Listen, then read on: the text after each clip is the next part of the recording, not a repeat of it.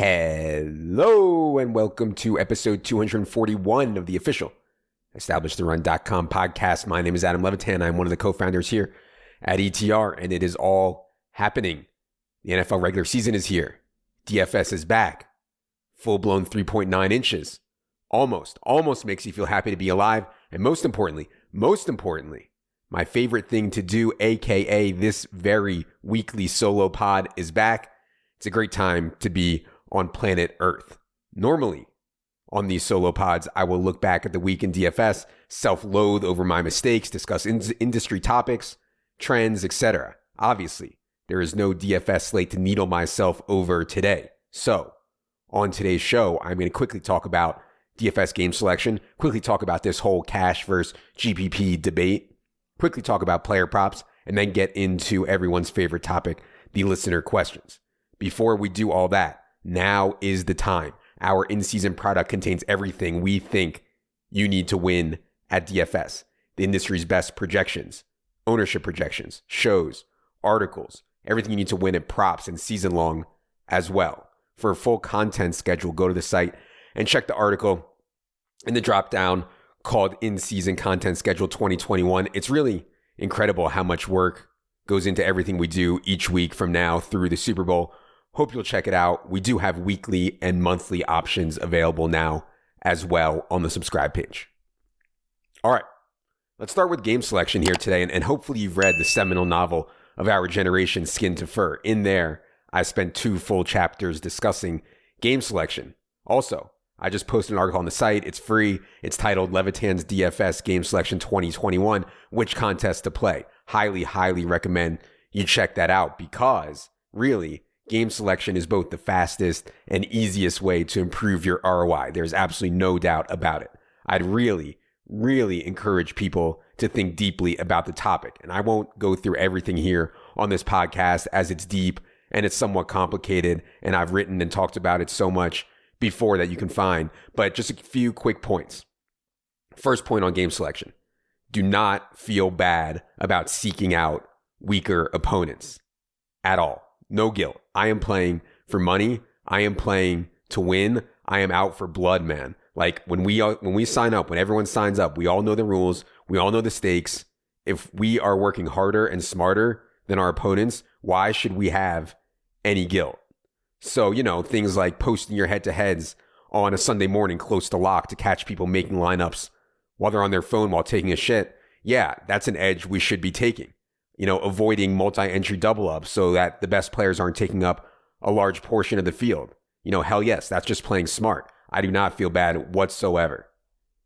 Number 2, be rake conscious. And there's some trade-off here because the higher stakes you play, the higher the rake is. But even at low stakes, you can find certain contests, so head-to-heads, double-ups that are lower rake than the 15 to 16% you'll find in a lot of contests. Right? And then, of course, in week 1, maybe there'll be some overlay. I don't know. We'll see. But there might be some overlay on sites, which, of course, decreases the effective rake massively. Last thing I'll say here, quickly about game selection is understanding field size. Think about your style of play and then think about the chances you'll run into the stone cold nuts when no one else is on it. Because, that's what you need to win these large field tournaments. I suspect most people will benefit from smaller field tournaments that are single entry, 3 max. 20 max.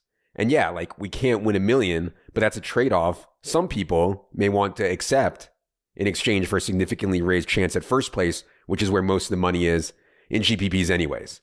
We can even find GPPs late on Sunday that will be both small field and get the lineup building on toilet phone shitters in the mix also. So yeah, look, there's a ton more I could say about game selection. I don't want to spend too much time on it here. I'm sure I'll get to some of your more specific questions on the listener questions portion as the season moves along. But again, if you want more on game selection, check out Skin to Fur. If you're an in-season subscriber, you get it for free. And also check out the article on the site that's up right now. You can also find it on the DFS strategy tab on the menu. All right, second thing I want to touch on today is this idea of cash versus tournaments, cash versus GPPs. Obviously, cash refers to any DFS contest in which roughly 50% of the field gets paid out. GPPs refers to the tournaments. So I've talked about this a ton over the last, 4 to 5 years. Obviously, tournaments are softer because putting up a little to win a lot is really appetizing to most people. At high stakes, edges are certainly thin in cash. I think a 10 to 20% ROI is really, really good at any stakes, but absolutely phenomenal at high stakes. But this whole idea that no one should be playing cash is just really dangerous to me. Like, let's say you put some money on DraftKings or FanDuel or wherever, and you just play tournaments only. You could play well for a month, 2 months, 4 months, and not even sniff a score. I mean, most people will give up. They'll be massively tilted. They'll be mentally broken. I'd be mentally broken. They would think they suck. It's not fun to just go out and lose every week. And in reality, the variance of tournaments is just so insanely massive, you can play really well and lose for 2, 4, 5 months at a time.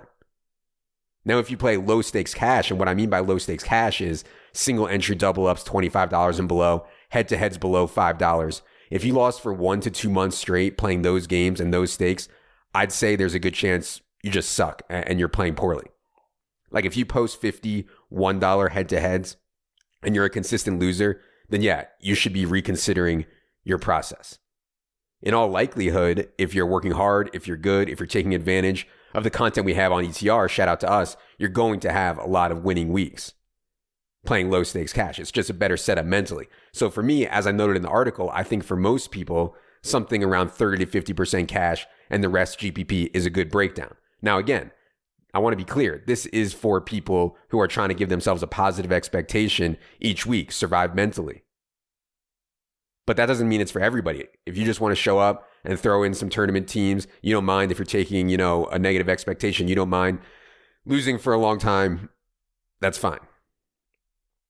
Third and final thing I'm going to talk about here today is player props. And as discussed on the pod with Rufus, as we outlined in the article up on the site, we are putting a much, much bigger emphasis on props this year. Hopefully you listen to the pod with Rufus, but this is just a market that is soft, but it also takes a ton of work. And that's perfect, because the good news is we are already doing all the work that it takes for our DFS projections. We're tracking every bit of news down to the second and third stringers. We're using machine learning and the most advanced projection system. We're hand combing every player's target and rush share each week. So yeah, I'll be firing on DraftKings and FanDuel and Prize Picks this year. You can follow along with what I take. If you have the in-season package, we'll post it immediately in Discord and on the site. All right, enough's enough. Let's get to everyone's favorite portion of the program. Producer Luke, hit the theme music.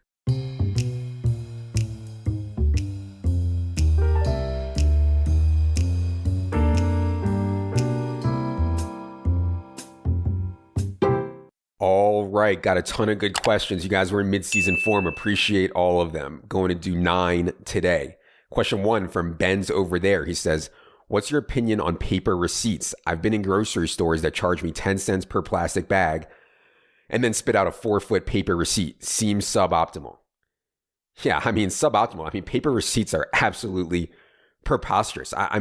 What is the point of a receipt anyways? I remember when I was growing up, my parents would save every single receipt from every credit card purchase they made. And then at the end of the month, they would go line by line and compare the charges on the card to the receipts that they had. Come on. That was in the 80s and maybe they caught some mistakes. I don't know. I highly doubt it. But these days, I doubt you're going to catch a mistake. And if you do think there's an error, you can follow up with the store or the credit card company and you bitch, you don't produce a receipt from the grocery store.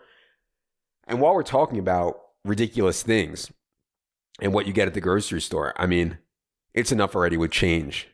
Change the coins. I make everything cost a round number. This is a civilized society. I just don't know what to do with the change. I'm not carrying it around, so then I put it in a jar. I was doing that for no joke 17 years before we moved. Every day when I got home or whatever, I would empty my bag and I would put the change into jars. I took it to one of those Coinstar machines when we were getting ready to move. And after 17 years, I got $500 worth of change. 17 years. And after 17 years of saving change, I couldn't even buy into the game changer on DK. It's absolutely preposterous. So, I've been out in front of a lot of things like we're going to talk about here, pre-tipping, germ avoidance, a lot of stuff. Getting rid of the change, I think, should be a absolute no-brainer. Question 2 from John Fitzgerald. He says, now that you're a full-blown GPP bro after taking down the juke last year, do you plan on allocating a larger percentage of your bankroll towards tournaments this season? Yeah, let me say this first, man. Like, tournaments are incredibly fun. Like, I mean, having a sweat in a tournament and thinking about how to make tournament lineups and thinking like for that fleeting moment that your 100 or your 20 is going to turn into a lot, like that is stone cold fun. And most people listening to this should be playing for absolute stone cold fun. And so, you know, like I always say that I'm going to go full blown GPP bro. Like I'm going to play the lottos and I'm going to blast off. But then I get this cash action and I just can't pass on it, man. Like I just can't.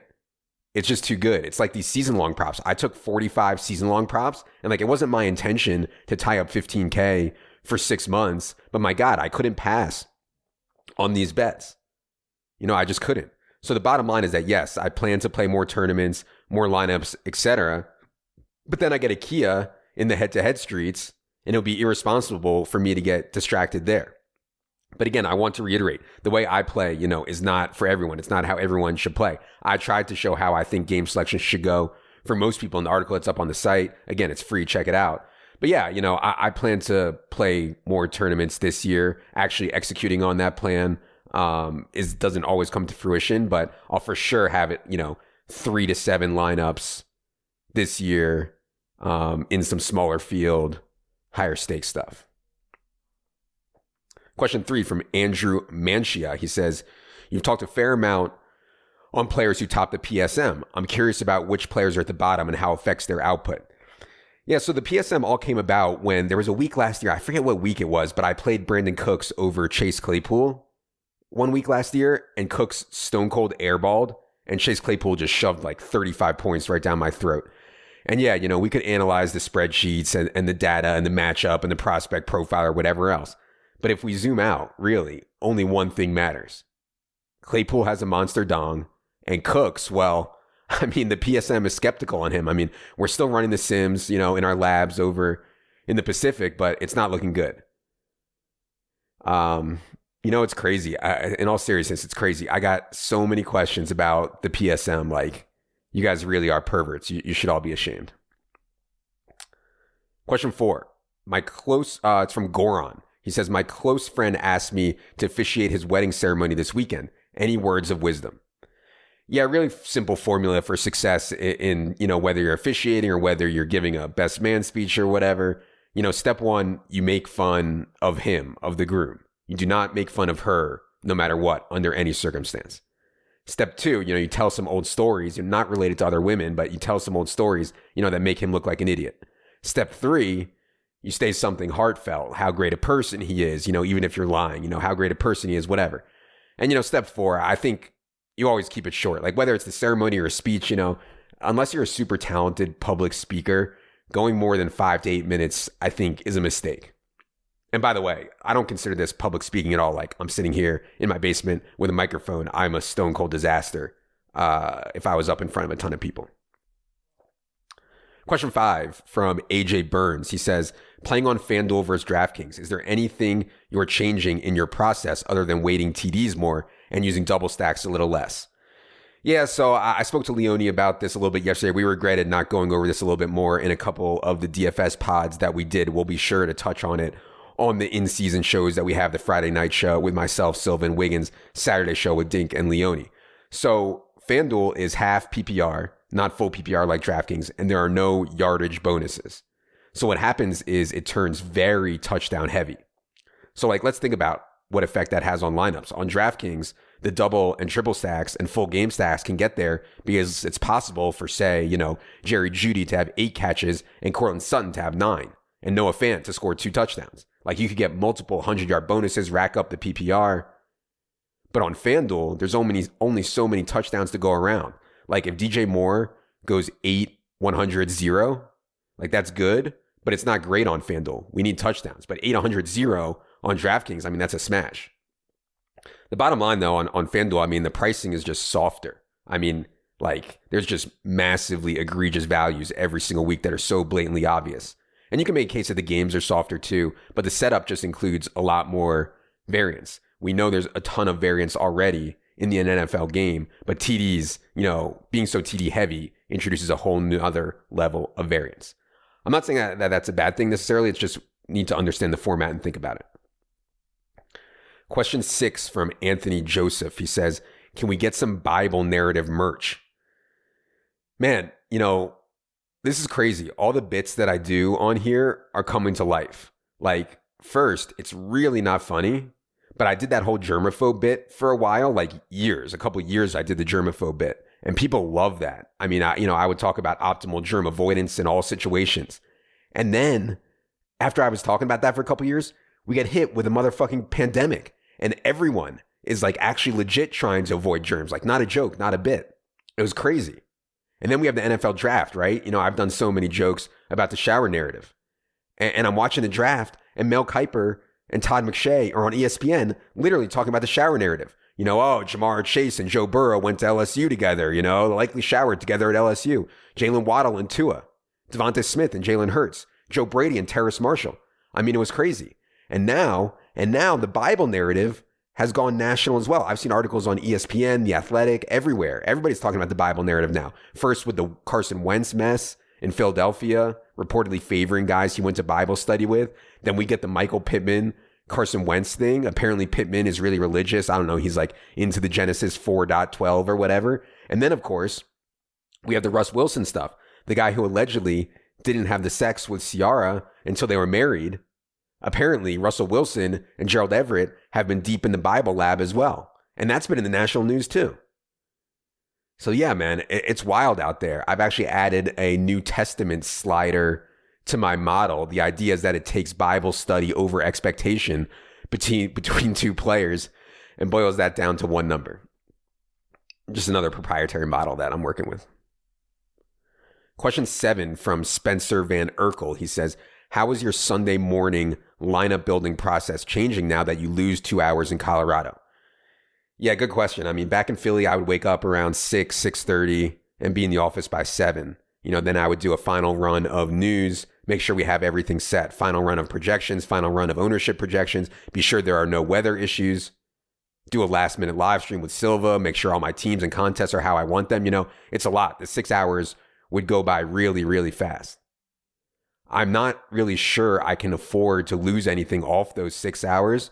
So for now, for the beginning, the plan is just to get up earlier here in Colorado. I mean, 4:30 is what it is. I mean, it's really not that big a deal. We're talking about, 17, now 18 days out of the year where the fantasy gods, the gambling gods are asking us to get up early and grind so we can eviscerate our opponents. Like, it's a no-brainer sacrifice for me. But yeah, 4:30 is certainly early. Question 8 from Mike. He says, do you think the return of someone like Christian McCaffrey brings back the idea of paying down at quarterback in cash? Might it rather lower the ownership of a stud wide receiver like Devontae Adams, who was frequently high owned last year? Of course, pricing and everything changes week to week, so this is a macro question. Yeah, I think Mike brings up a really good point, and mainly that all data needs to be taken with context. So Saquon Barkley and Christian McCaffrey were hurt last year. Zeke was woeful. There were a ton of other problems at the top of running back last year. So we had more money to spend at other positions. And it turned out it was right to spend that money at quarterback.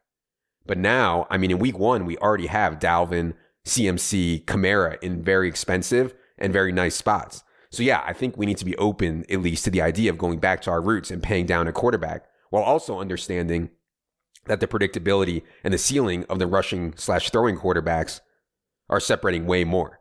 Like the days of just playing, Josh McCown at quarterback for 4,900 because he'll get 15 points and the best quarterbacks will get 20 to 25 with a much lower floor than that. Those days are gone, like Lamar and Kyler and Josh Allen, like they can go for a 30, 35 ball, no problem. So it's different now. We just need to be aware of that. And by the way, we've added ceiling projections into our projections this year. You can check those out on the site and kind of get a feel for exactly what I'm talking about here at the quarterback position. Like playing Teddy or Darnold sounds great, and I think it might be okay, but start to compare the ceiling of someone like that to someone like Kyler or Josh Allen. You're going to see in the projections, it's outrageous. All right, question 9, last question we're going to do today comes from Kyle. He says, how open kimono do you go with your wife on amounts at risk on a daily/weekly basis. Recently opened Pandora's box with the fiance, and I think she's a tad concerned. Yeah, I didn't quite understand Kyle's question here. I'm not certain this is what he meant, but I think what he's asking is how often do I defecate in front of my wife with an open door? And Kyle, let me be very clear here. This is a massive, massive leak in your game. Massive, massive mistake.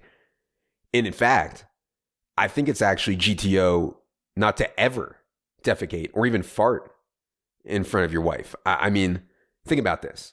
She has to have intercourse with you and only you, hopefully forever. It's really easy to let that get boring or stale. The last thing you need is adding disgusting feces related thoughts and smells on top of that. It's definitely hard, maybe impossible, but trying to keep the relationship like it was when you first started dating is undoubtedly optimal. So yeah, I mean, absolutely stone cold 0 open door dumps for me, Kyle. All right. Be back later tonight with Silva for the first team by team pods of the season. Our first run of projections for this weekend's DFS slate are live on the site as we speak. Friday night, I'll be with Silva and Wiggins to discuss all angles of the DFS slate. And then Saturday, of course, show that I never miss. You should never miss if you're playing tournaments. Dink and Leone, the two kings, talking about the tournaments. They're talking about DFS from a tournament perspective only on Saturday morning. That's going to do it for the first solo pod of the 2021 season. For producer Luke, for Jerry, I am Adam. Good luck, everybody.